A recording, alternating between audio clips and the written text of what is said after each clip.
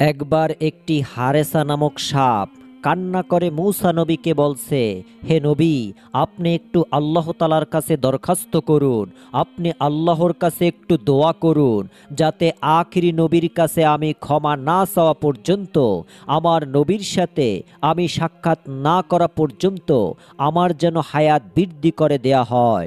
তখন হজরত মূসা আলাইহিসসালাম আল্লাহ তালার কাছে কান্নাকাটি করে বলছে, হে আল্লাহ, আখিরি নবী তো আসবে সবার শেষে, সে আসতে তো অনেক দেরি, আমার হারেসা সাপ এই অবস্থায় কিভাবে থাকবে?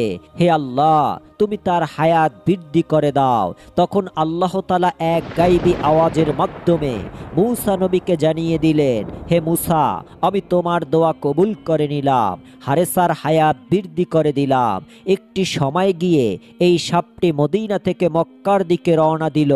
বিশ্বনবী হজরত মুহাম্মদ সাল্লাল্লাহু আলাইহি ওয়াসাল্লাম মক্কাতে কান্না করছেন, আর এই সাপটি মদিনায় কান্না করে চলছে। তখন এই সাপটি বুকের উপর ভর করে মক্কার দিকে রওনা করলেন আমার নবীর কাছে মাপ চাওয়ার জন্য। আর এই সাপটি 6 মাস পর্যন্ত বুকে ভর করে আবু জাহেলের বাড়ির সামনে গিয়ে ক্লান্ত অবস্থায় দাঁড়িয়ে গেলেন। ক্লান্ত হওয়ার কারণে আবু জাহেলের বাড়ির সামনে সাপটি ঘুমিয়ে পড়েছে। সকালবেলা সেই বেঈমান আবু জাহেল ঘর থেকে বেরিয়ে যখন তার বাড়ির সামনে সাপটিকে দেখল, তখন একটি লাঠি নিয়ে সাপটির গায়ে আঘাত করা শুরু করলো। তখন সাপটি কান্না করে বলছে, হে আবু জাহেল, তুমি আমাকে মারবে না, আমি সাপ নয়, আমি একজন মানুষ। সাপের মুখে মানুষের মতো কথা শুনে আবু জাহেল অত্যন্ত অবাক হয়ে গেল। তারপর সে চিৎকার করে সবাইকে বলতে লাগলো, হে আমার বিবি, ওরে আমার সৈন্যরা, তোমরা তাড়াতাড়ি আসো, এমন ঘটনা আমি আমার জীবনেও দেখি নাই। তখন সবাই সেখানে এসে উপস্থিত হলো এবং আবু জাহেল তাদেরকে বলল, আমি সকালবেলা এই সাপটিকে আমার বাড়ির সামনে দেখলাম, আর আমি যখন আঘাত করলাম এই সাপ দেখি মানুষের মতো কথা বলে। বেঈমান আবু জাহেল তখন সাপটির গায়ে আঘাত করা শুরু করলো। তখন সাপ আবার কান্না করতে করতে বলতে লাগলো, হে আবু জাহেল, তুই আমাকে আর মারিস না, আমাকে একবারের জন্য নবীর সাথে দেখা করতে দে, একবার নবীর কাছে আমাকে যেতে দে, আমাকে মাপ চাওয়ার জন্য নবীর কাছে যেতে হবে। একবার যদি আমার নবী আমাকে মাপ করে দেয়, তারপরে তো তোর যত মন চায় আমাকে তত মারিস, আমি তোরে বাধা দেব না, আমার জীবনটা নষ্ট করিস না রে, একটু আমাকে যেতে দে। তখন আবু জাহেল সৈন্যদেরকে বলে, এই সাপের গলায় তাড়াতাড়ি শিকল পরিয়ে দাও। অতঃপর সাপের গলায় শিকল পরিয়ে তাকে খুঁটির সাথে বেঁধে রাখা হলো এবং তার গায়ে আঘাত করা শুরু করলো। আবার এইবার হারেসা কান্না করে আর বলে, আমাকে মারিস না, একবার তুই আমাকে মোহাম্মদের কাছে যেতে দে। তখন আবু জাহেল বলে, হে বিবি, এই সাপের মুখ দিয়ে মোহাম্মদের নাম আসছে, মনে হচ্ছে এই সাপটি মোহাম্মদের জন্য পাগল, এই সাপটিকে তো ছাড়া যাবে না। এভাবে সাপটিকে বেঁধে রেখে সারাদিন তার গায়ে আঘাত করা হলো। তখন সাপটি আবার কান্না করে বলছে, ও আবু জাহেল, তুই বুঝলি না রে, আমি যদি আখিরি নবীর কাছে যেতে না পারি তাহলে তো আমার জীবন ধন্য হবে না, আমি তো মাপ পাবো না, আর জান্নাতে যেতে পারবো না, আমাকে জাহান্নামে চলে যেতে হবে। তুই আমাকে একবারের জন্য হলেও মুহাম্মদ রাসূলুল্লাহ সাল্লাল্লাহু আলাইহি ওয়াসাল্লামের কাছে যেতে দে। যদি আমার নবী আমাকে মাপ করে দেয়, তারপর তোর যত খুশি আমাকে তত মারিস। তখন বেঈমান আবু জাহেল বলছে, তুই কথা বলিস না, তোকে মোহাম্মদ পাঠিয়েছে, কারণ বর্তমানে তার সাথে আমার ঝামেলা চলছে, তাই তোকে পাঠিয়েছে আমার ক্ষতি করার জন্য। সারাদিন সারা রাত সাপটিকে মারার পরে পরদিন সকালবেলা আবার সাপটিকে মারতে শুরু করলো। তখন সাপটি বলতে লাগলো, হে আবু জাহেল, তুমি আমাকে কেন মারছো সেটা আমি বুঝতে পেরেছি, আখিরি নবীর সাথে বেয়াদবি করার কারণে আজ আমার এই শাস্তি হচ্ছে। ও আবু জাহেল, তোমাকে আমি কথা দিলাম, তোর যত মারতে মন চায় আমাকে মারিস, কিন্তু একটি বারের জন্য হলেও তুই আমাকে আখিরি নবীর সাথে দেখা করার সুযোগ করে দে। হে আবু জাহেল, আমি যদি মোহাম্মদের কাছে গিয়ে মোহাম্মদের পায়ে যদি একটু চুমা দিতে পারি এবং আমাকে যদি মোহাম্মদ মাফ করে দেয় তাহলে আলহামদুলিল্লাহ, আর যদি মাফ না করে তাও আমি তোর কাছে ফিরে আসব। আমি তোকে কথা দিলাম। আবু জাহেল নবীর নাম শোনার কারণে আরো অনেক ক্ষেপে গেল, অনেক গরম হয়ে গেল। সাপটিকে মারতে মারতে তখন আবু জাহেল তার বিবিকে বলল, হে বিবি, তুমি আমার ঘর থেকে আমার লোহার চাবুকটা নিয়ে আসো। তখন সাপটিকে আবু জাহেল চাবুক মারতে মারতে এবার সাপের লেজের অংশটি কেটে ফেলল। তারপর আবু জাহেল তার বিবিকে বলল, হে আমার বিবি, তুমি আমার ঘরে গিয়ে লবণ নিয়ে আসো।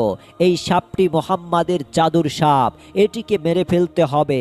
তখন লবণ এনে সাপের গায়ে লাগিয়ে দেওয়ার পরে সাপটি ছটফট করতে লাগলো এবং সাপটি কান্না জড়িত কণ্ঠে বলতে লাগলো, হে আবু জাহেল, তুমি আমার শরীর থেকে কেটে ফেলছো, আমার গায়ে লবণ লাগিয়ে দিয়েছো, আমি সহ্য করতে পারছি না। তবুও এই রক্তমাখা শরীর নিয়ে তুমি একবার আমাকে আখিরি নবীর কাছে যেতে দাও, মোহাম্মদের কাছে যেতে দাও। আমাকে ক্ষমা চাইতে হবে। তার কাছে গিয়ে আমি তোমাকে কথা দিলাম তোমার কাছে আবার ফিরে আসব। আবু জাহেল সাপের কথাটি মানল না, তারপর আরো এক টুকরো করে ফেলল। এভাবে সাপটিকে মাঝখান থেকে যখন কাটা হয় তখন সাপটি আর সহ্য করতে না পেরে মাটির সাথে মাথা লাগিয়ে দিল। তখন সাপটি কান্না করে আল্লাহকে বলতে লাগলো, আমি বুঝে গিয়েছি এই বেঈমান আবু জাহেল আমাকে ছাড়বে না। আমি যদি নবীর কাছে না যেতে পারি তাহলে আমার জীবন ধন্য হবে না, জীবনটা নষ্ট হয়ে যাবে। আমাকে আখিরি নবীর কাছে গিয়ে একটু মাপ চাওয়ার সুযোগ করে দাও, না হলে পরকালে গিয়ে আমি তো জাহান্নামের আগুন সইতে পারবো না।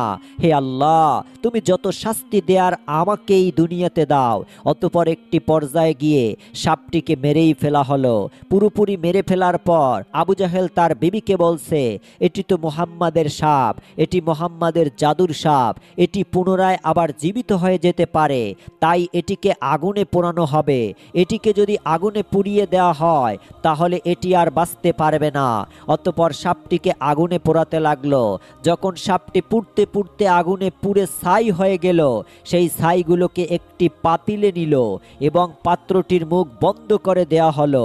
এইবার আবু জাহেল তার বিবিকে বলছে, হে বিবি, আমরা তো মোহাম্মদের জাদুর সাপকে পুড়িয়ে ফেলছি, এইবার মোহাম্মদকে গিয়ে পরীক্ষা করব, দেখব তার জাদুবিদ্যা কতটুকু রয়েছে। তাকে গিয়ে আমরা বলবো এই পাতিলের ভিতরে কি রয়েছে। অতঃপর বেঈমান আবু জাহেল মহল্লাতে ঘুরে ঘুরে মহল্লাবাসীকে বলছে, তোমরা কি দেখবে, এই দেখো মুহাম্মদ আমাকে মারার জন্য তার জাদুর সাপ পাঠিয়ে দিয়েছে, আমি সেটিকে মেরে ফেলেছি, তাকে আমি জ্বালিয়ে দিয়েছি। এখন সেই বেঈমান আবু জাহেল মহল্লাতে ঘুরে ঘুরে মহল্লাবাসীকে বলছে, এই যে দেখো আমি মুহাম্মাদের জাদুর সাপকে মেরে ফেলছি, মুহাম্মাদের জাদুকে আমি শেষ করে দিয়েছি। এই সব বলে আবু জাহেল মহল্লাবাসীকে বোঝাতে চাইছে যে মুহাম্মাদের চাইতে আমার ক্ষমতা বেশি। নাউজুবিল্লাহ। তখন আবু জাহেল তার সন্তানদেরকে বলছে, চলো আমরা এই সাপটিকে নিয়ে মুহাম্মাদের কাছে যাব এবং বলবো এই পাতিলের ভিতরে কি রয়েছে।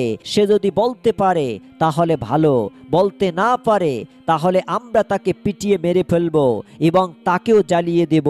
অতঃপর সেই বেঈমান আবু জাহেল তার সৈন্যদেরকে নিয়ে আখিরি নবী হযরত মুহাম্মদ সাল্লাল্লাহু আলাইহি ওয়াসাল্লামের বাড়িতে উপস্থিত হলো এবং তাকে ডাকতে থাকলো, হে মুহাম্মদ, এই দিকে আসো এবং দেখো আমি তোমার জন্য কি নিয়ে এসেছি। তখন বিশ্বনবী ঘর থেকে বেরিয়ে এসে আবু জাহেলকে দেখলো এবং তার হাতে একটি পাতিল দেখলো। তখন আবু জাহেল বলতে লাগলো, হে মুহাম্মদ, আমার এই পাতিলের ভিতরে কি রয়েছে তুমি যদি বলতে পারো তাহলে আমি কালিমা পড়ে মুসলমান হয়ে যাব, আর যদি না বলতে পারো তাহলে আমার যেই শাস্তি দেব সেটা তোমাকে মাথা পেতে নিতে হবে। তখন বিশ্বনবী বললেন, আমি যদি বলি এই পাতিলের ভিতরে কি রয়েছে তাহলে তুমি কি কালেমা পড়ে মুসলমান হবে? তখন আবু জাহেল বলতে লাগলো, তুমি যদি বলতে পারো এই পাতিলের ভিতরে কি রয়েছে তখন আমি কালেমা পড়ে মুসলমান হয়ে যাব, আর যদি বলতে না পারো তাহলে আমরা যেই শাস্তি দেব সেটি তোমাকে মাথা পেতে নিতে হবে। তখন বিশ্বনবী বললেন, হে আবু জাহেল, তোমার পাতিলের ভিতরে কি রয়েছে সেটি আমি না বলে যদি এই পাতিলের ভিতরে যেই জিনিসটা রয়েছে সে নিজের মুখে বলে তাহলে কি হবে? তখন আবু জাহেল বলতে লাগলো, তাহলে তো অনেক ভালোই হয়, ঘটনাটা আরো অনেক বেশি পরিষ্কার হয়ে যাবে যদি এই পাতিলের ভিতরে কি রয়েছে সে যদি নিজেই বলতে পারে, নিজের মুখ দিয়ে যদি সে স্বীকারোক্তি দিতে পারে, তাহলে তো আর কোনো সমস্যা নাই, আর আমি কালেমা পড়ে তখন মুসলমান হয়ে যাব। আর যদি পাতিলের ভিতরে কি আছে সেটা যদি কথা বলতে না পারে, তাহলে আমরা যেই শাস্তি তোমাকে দেব সেটাই তোমাকে মেনে নিতে হবে। বিশ্বনবী তখন বললেন, ঠিক আছে, আমি তোমার চ্যালেঞ্জ গ্রহণ করলাম। পাতিলের ভিতরে কি আছে সেটা যদি কথা বলতে না পারে, তাহলে তোমরা যেই শাস্তি দেবে সেটি আমি মাথা পেতে নিব। অতঃপর আবু জাহেল সবাইকে বলছে, হে মহল্লাবাসীরা, তোমরা সকলেই শোনো, মুহাম্মদ বলেছে এই পাতিলের ভিতরে কি রয়েছে সেটি নিজের মুখেই সে বলবে, আর যদি না বলতে পারে তাহলে আমরা মুহাম্মদকে যেই শাস্তি দেব সেটি সে মাথা পেতে নেবে। সুতরাং তোমরা সকলেই সাক্ষী থেকো। অতঃপর বিশ্বনবী এবং আবু জাহেলের লোক সবাই মিলে বড় একটি মাঠের ভিতরে জড়ো হলো। চারদিকে মানুষ রয়েছে, আর মাঠের মাঝখানে বিশ্বনবী এবং আবু জাহেল রয়েছে।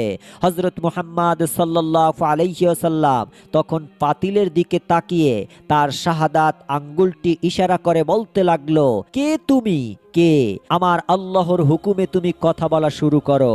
তখন আল্লাহ তাআলা জিবরাইলকে ডেকে বলছে, হে জিবরাইল, তুমি দেখো আমার বন্ধু সে পাতিলের দিকে ইশারা করছে। আমার বন্ধু নবী যখন পাতিলের দিকে ইশারা করবে তখন তুমি সাথে সাথে সাপটিকে পুনরায় আবার জীবিত করে দিবে। আল্লাহর এই হুকুম পাইয়া হযরত জিবরাইল আলাইহিস সালাম সাপটিকে পাতিলের ভিতরে জীবিত করে দিলেন। অতঃপর বিশ্বনবী যখন শাহাদাত আঙ্গুলটি পাতিলের দিকে দেখিয়ে বলতে লাগলো, কে তুমি? কে? আল্লাহর হুকুমে কথা বলো। এবার সাপটি বলতে লাগলো, সাপ কান্না করে বলছে, নবী গো, আমি হলাম মূসা নবীর উম্মত, আমার নাম হচ্ছে হারেসা। হে নবী, আমি আপনার কাছে আসতে গিয়ে মদিনা থেকে বুকের উপর ভর করে হাঁটতে হাঁটতে 6 মাস পর্যন্ত হাঁটার কারণে অনেক ক্লান্ত হয়ে গিয়েছিলাম। তখন আমি এই বেঈমানের বাড়ির সামনে একটু বিশ্রাম নিচ্ছিলাম, একটু ঘুমিয়ে পড়েছিলাম। এই বেঈমান সকালবেলা আমাকে দেখার পর আমাকে বেদে অনেক মেরেছিল। আমি অনেক বুঝিয়েছিলাম আপনার কাছে আসার জন্য, যেন একটু আমাকে সুযোগ করে দেয়, কিন্তু এই বেঈমান আমার কোনো কথাই শোনে না। সে আমাকে শিকল দিয়ে বেঁধে দিনরাত আঘাত করেছে এবং আমাকে মেরে ফেলেছে। একটি পর্যায়ে সে আমাকে জ্বালিয়ে দিয়ে ছাই করে সেই ছাইগুলো একটি পাত্রে ঢুকিয়ে রেখেছে। তখন বিশ্বনবী আবু জাহেলের দিকে তাকিয়ে বলল, তুমি কি দেখছো তোমার পাতিলের ভিতরে কি রয়েছে? তখন আবু জাহেল তার হাত থেকে পাতিলটি ফেলে দিল, সাথে সাথে সাপটি পাতিল থেকে বের হয়ে আসলো। তখন সাপটি আবু জাহেলকে মারার জন্য দৌড়াতে লাগলো। তখন আবু জাহেল দৌড়াতে দৌড়াতে বিশ্বনবীকে বলতে লাগলো, হে মুহাম্মদ, তুমি তাড়াতাড়ি তোমার সাপকে থামাও। তখন বিশ্বনবী সাপটিকে লক্ষ্য করে বলল, হে সাপ, তুমি থামো। তখন সাপটি নবীজিকে বলল, নবী গো, আমি আপনার নাম জপার কারণে অপরাধী হয়ে গিয়েছি। এই আবু জাহেল আমাকে এত বেশি আঘাত করেছে, এত বেশি কষ্ট দিয়েছে যে আমি বলে বুঝাতে পারবো না।